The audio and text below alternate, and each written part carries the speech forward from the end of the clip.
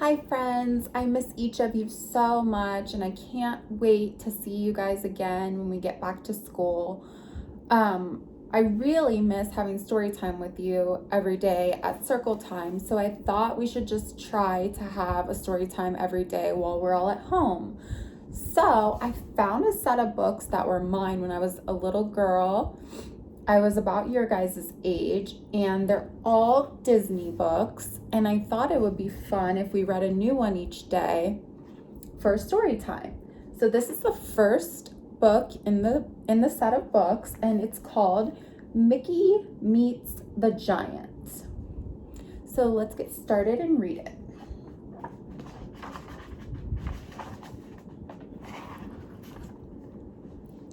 Once upon a time, there lived a brave woodcutter named Mickey.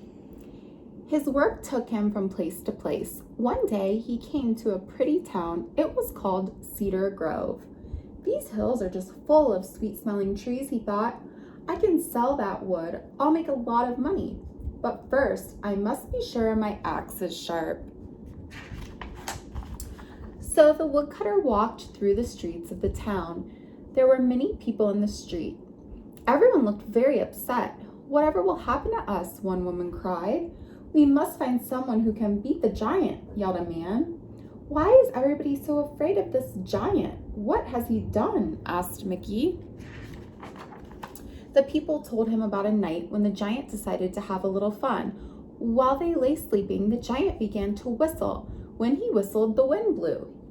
He whistled through their windows. The wind blew through their homes. It blew all the sleeping people right out of their beds. Mickey didn't like that story very much, and he didn't like the next one at all.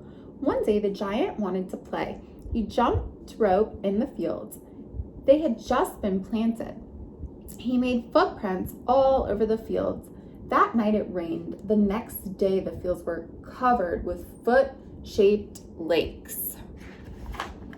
When the giant saw his footprints filled with water, he began to laugh. He laughed so hard that he fell down. He rolled on the ground. He laughed some more. Everything for miles around shook as he laughed. This was too much for the animals in the forest. They were so afraid that they ran for their lives. Now there are no animals in Cedar Grove, said the giant. Soon there will be no people. Ho, ho. Doesn't seem very nice, does he? What a terrible giant, thought Mickey. Just then a wagon came racing into town. It stopped. The driver jumped to the ground. He told Mickey his story. I was taking my family away from Cedar Grove, but a huge boulder rolled right onto the road. It was so big there was no way around it. I looked up to see where it come from. There stood the giant. The giant laughed very hard. When he saw that I was afraid, his laugh was as loud as thunder. My horse was so scared that he turned right around. He ran as fast as he could back here to Cedar Grove. The giant had blocked the only way out of town. Now the people of Cedar Grove were trapped. Oh no. The brave woodcutter had heard enough. Let me face the giant, he said. I have beaten bullies before. I'll do it again. Everyone laughed at the woodcutter. You could not beat this giant, said a kind policeman, but I do think you must be a very brave young man. Stan Doolittle is the man to do this, said the policeman. I remember the time that Stan ran a mean old bear out of Cedar Grove. Stan stepped to the front. I will show the giant who is boss, he said. But it was not long before Stan came running home. He was dripping wet and he was very upset. The giant had picked up poor Stan by his hair and he had dropped Stan right into a cup of tea. So the people called a town meeting. This time they picked the tallest man in Cedar Grove to challenge the giant. But Tall Tom was not a brave man. He did not want to meet the giant, but at last off he went. Before the townspeople could count to 3, Tall Tom came running back. I just saw the giant break the tallest tree in the forest into 2 pieces, he cried. I did not want that to happen to me. The people in the town did not know what to do next. That does it. I'm going to beat that giant, said Mickey. I may be small, but I am not afraid. Before I go, I'll need 3 things. I'll need a bag, I'll need a drinking straw, and I'll need the whitest, roundest cheese in town. I have a plan. The people wondered what the woodcutter wanted with such things, but they gave him what he asked for. Then they told him how to find the giant. When the woodcutter got to the giant's cave, he looked everywhere, but he could not find the giant. So he walked into the deep, dark cave. There he found bats and rats, but there was no sign of the giant. The woodcutter decided to wait for the giant. He hopped onto a rock outside the cave. Just then the rock began to shake. Whoa, what's going on here? Cried Mickey. Ho, ho, ho, came a rumbling noise from above. The woodcutter looked up and up and up. Oh, I see, Mickey said. You must be the giant. Well, I am very glad to meet you, said Mickey in a small voice. You mean you are not afraid of me? Asked the giant. Afraid of you? Why am I here to challenge you? Said Mickey. Ho, ho, ho, thundered the giant. Bigger men than you have tried to beat me. They have failed. I'll just have to show you how strong I am. Watch this, roared the giant. Then he wrapped his huge hand around the widest tree in the forest. He pulled it up as if it were a carrot from a garden. And this, he said. Then he pounded his huge hand on the ground. The ground came apart. It became a deep, long cannon. Now it's my turn, said Mickey to the giant. Watch how far I can blow this leaf. A leaf? Yelled the giant. I could blow down 50 trees with one breath. And the giant took a deep breath. Whoosh!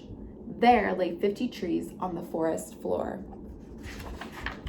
Mickey now knew his plan would work. Not bad, he told the giant. Now it is my turn. Watch how far I throw this stone. That is just a pebble, said the giant. Step aside. The giant bent down to pick up a boulder. That is such a tiny rock, cried Mickey. Why not throw the one over there? Mickey pointed to the very boulder that was blocking the road to Cedar Grove. The giant gathered all his strength. He threw the boulder far, far away, and now the road was not blocked.